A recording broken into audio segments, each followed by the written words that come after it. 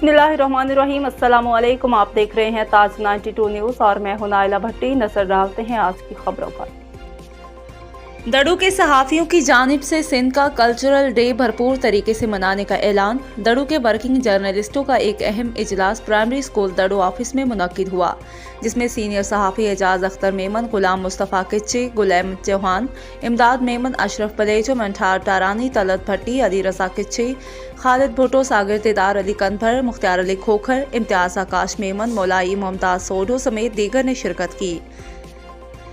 इस मौका पर सिंधी सकाफती रंगों को मज़ीद और खूबसूरत बनाने के लिए तमाम शरीक सहाफ़ियों को मुश्तरका इत्तफ़ाक़ की राय से तय पाया गया कि 28 नवंबर को दड़ू में मुश्तल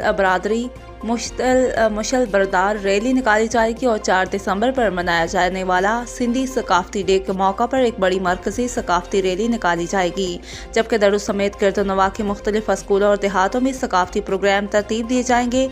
सकाफती प्रोग्रामों को हतमी शक्ल देने के लिए सीनियर सहाफ़ियों गुलाम मुस्तफ़ा किच्ची, गुलाम चौहान, इमदाद मेमन, तलत भट्टी, इम्तियाज आकाश और खालिद भुट्टो पर मुश्तमिल 6 रुकनी कमेटी तश्कील दी गई। रिपोर्ट मुख्तार अली खोखर।